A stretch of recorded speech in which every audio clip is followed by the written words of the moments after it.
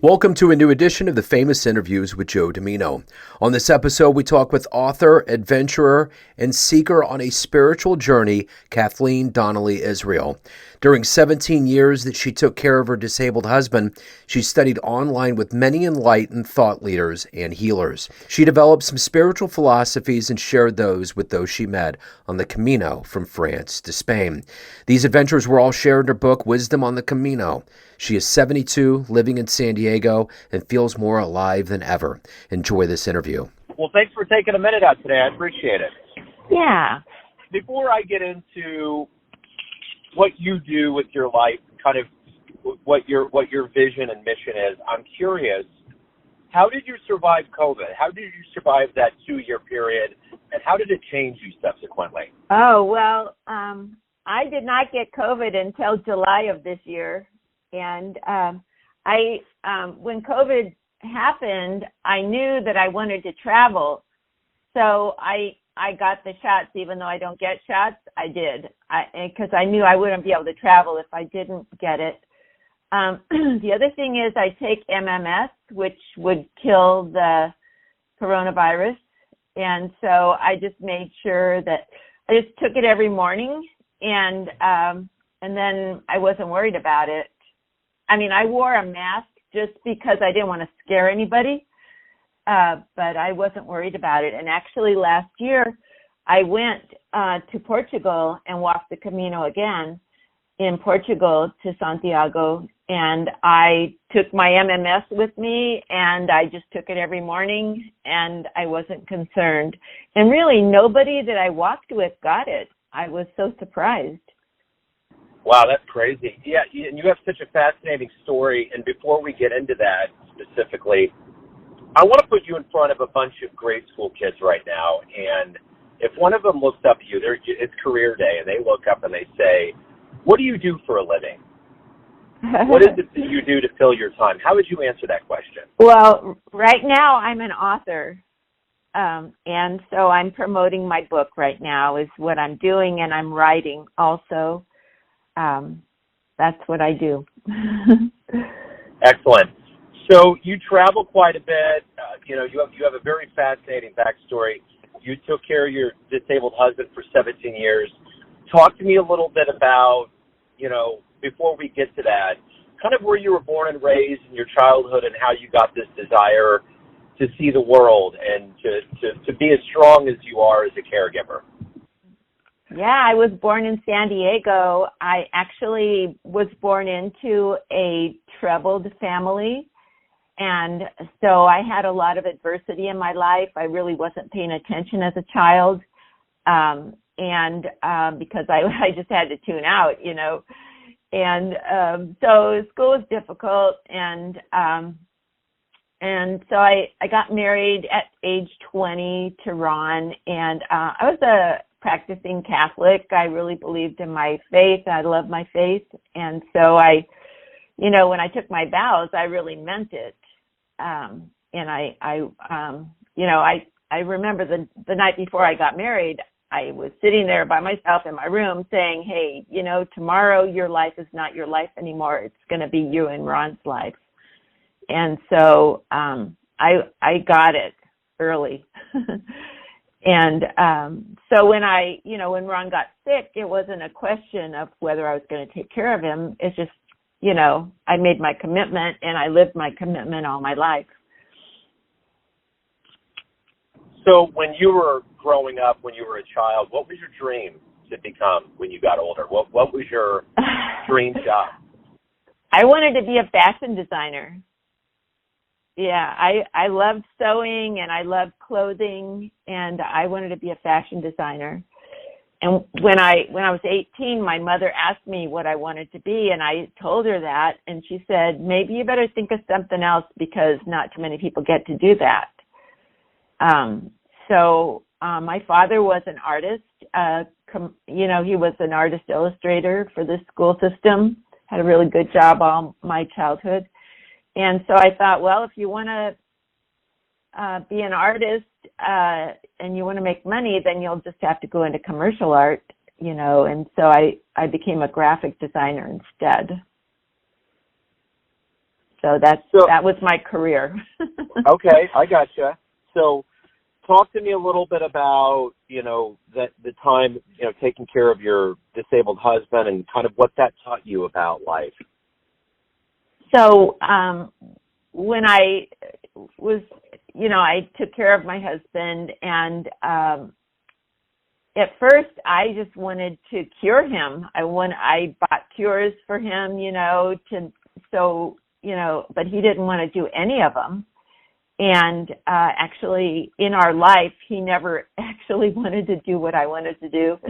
And so my life with him was spent doing what he wanted to do, actually. But anyway, I just thought it would be better to do what he wanted to do than to be sad and not, sad that I couldn't do what I wanted to do. I was, okay, well, what do you want to do, And so when I was caring for him, and I got the message, Ron doesn't want me to be his caregiver. I mean, he didn't want me to be his healer. He wanted me to be his caregiver. And so I just, I was angry and I was resentful, but I just did it.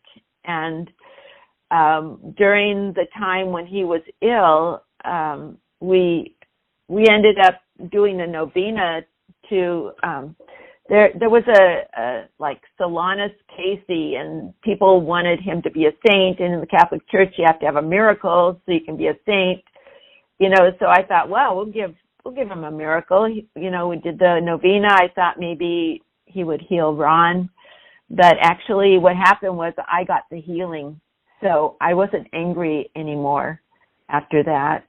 And so I just, went into the days of my life taking care of Ron and, supporting him. He was a happy man. I was lucky because, if you're with somebody who's not happy, that's the real drag. But he was a happy man. He just loved to watch cowboy movies, and he loved to watch NCIS, and he was just a happy man. It was fine. He was fine sitting there watching TV and letting me wait on him hand and foot. So what was his disability? What was going on? He had Parkinson's disease. Okay. Are you still in San Diego? Yeah. How did this spiritual journey begin for you? How did this new lease on life begin for you? Well, while Ron was sick, I had to be home, and so I went online and studied with a lot of enlightened thought leaders, and I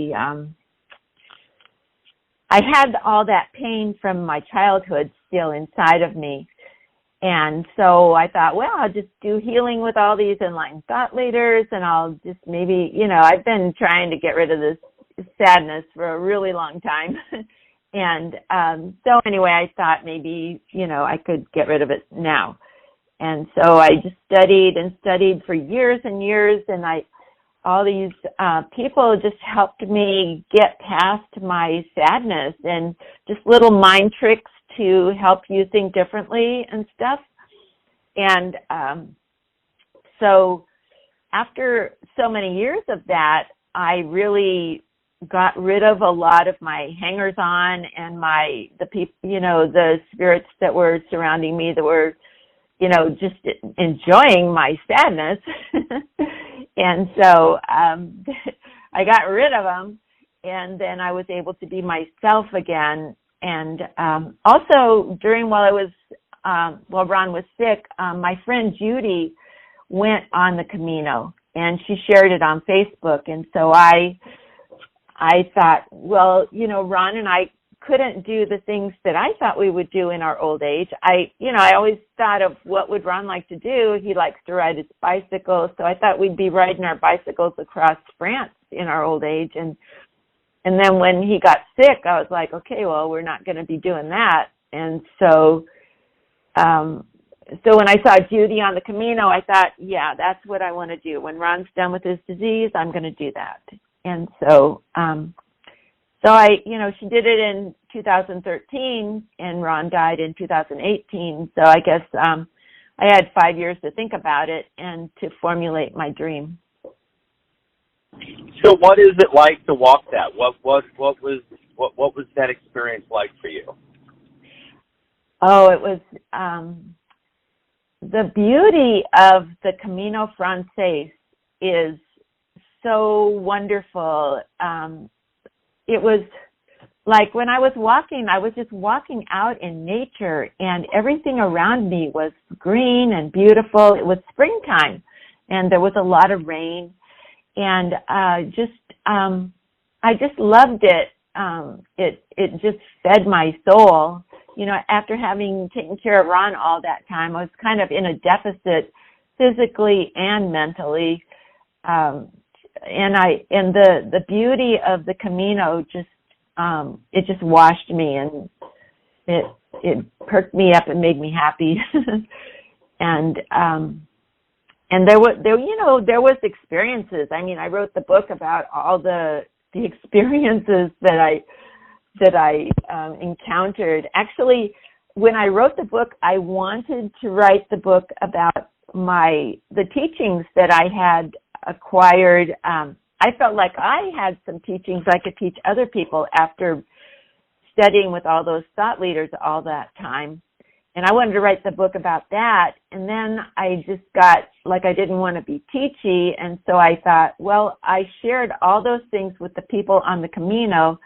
I think I'll write my book about walking the Camino and sharing those teachings with people. And so that's how the book came about. So I had experiences with people. There's people on the Camino. I walked alone, but at the end of the day, everybody goes into the albergues. It's like a big building with a lot of bunk beds and a kitchen and some bathrooms. And so they just take care of all your needs, and you can sleep there, and it's really cheap. It's like 5 to 12 euros a night. So it's really inexpensive. And so then you get to meet people in the evening while you're making your dinner or just eating the dinner they prepare.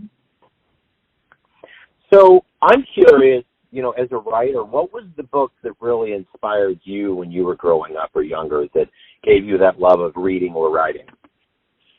Because I didn't pay attention when I was a child, I had difficulty. But when I was 12, I found these Betsy books, and Betsy does this and Betsy does that, and they don't even have them in the library anymore because they have faux pas, of politically incorrect things in them, so you can't find them anymore. But anyway, it was a series of books about a young woman, I guess she was older than me, maybe 18 or something. And anyway, I loved those books, and I just read them voraciously. Talk to me a little bit about who you would consider a mentor or a hero in your life that's inspired you. Well, Judith Kravitz is my mentor. All my life, I always got bronchitis or pneumonia every year, twice a year. And it was because I wasn't breathing properly because I was just stressed out from my childhood, And so, so when I learned breathing, actually, my doctor sent me to this place, and I learned breathing associated with biofeedback, and that was really great. But I heard about Judith Kravitz, and she does transformational breathing, and I just really believed in breathing because it really, after I learned the breathing, I didn't get sick anymore. And that was like the whole problem, was the breathing. And so I took her course on how to be a facilitator, and she just brought me so much healing. She had us read all these books of people who are who have good ideas that can just wash your soul, so you can to be a facilitator, you have to meet people in their pain and bring them to their happiness. And so we needed to be not in our pain, when we were doing that. And so, Debbie Ford, Byron Katie, Abraham Hicks, just all kinds of healers that I studied under Judith Kravitz. So if you could meet anybody alive on the planet right now and talk to them for a little bit, who would it be? Who would you like to meet? I would say the Queen, but she just died. So let me see. I think I would like to maybe Camilla, the Vice President. So what has been the best fan letter or response you've gotten from your writing? Oh gosh, when they say that they have, they read the book and they felt like they were there with me.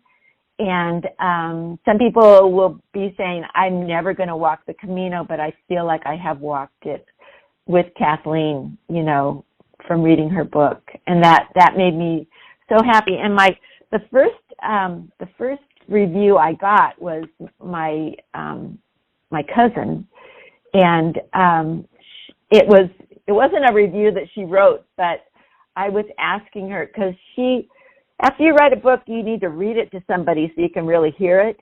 And so I read it to her, and I said, gee, Linda, do you think anybody's going to want to read this? And she said, Kathleen, I'm sitting here with a big smile on my face, because I was reading it on the phone. I couldn't see her. And that made me feel really good, like maybe I can publish this book, If you tonight have a dream and you run into yourself, the younger version, 20-year-old version of yourself, and you could give that version a piece of advice based on what you've learned throughout the years, and it's not about regret, it's about simply imparting wisdom, what would you tell your younger version? I would say, don't listen to your mother. Become a fashion designer. I would tell her. My mother was so. She loved me, but she didn't want me to be sad, and she saw that I was sad, and so she was like, "Oh man, I don't want her to try and be a fashion designer, and then she doesn't make it, and then she'll be even more sad." So she just wanted me to be cautious all the time. And so that was not helpful. For anybody out there that's interested on embarking on a spiritual journey, and it sounds like it's been a very cathartic venture for you in your life. It's done so much good. What would be your recommendation to somebody that's interested in that? If they're like me and they're, kind of, I would say youth challenged or something, I don't know. If you're kind of older, the thing about it is you're never going to be younger. So this is young. Wherever you are, you're young. And so now is the time to do it. Now is the time to do it. And also just don't be afraid to have some failure in your life, because failure is not failure. It's just feedback. And so, it's important to have failure, to be vulnerable. The creative place is where the vulnerable place is. When we get out there and we're vulnerable and we have to think fast on our feet and make things okay, that's when the beautiful creation happens. It's just like,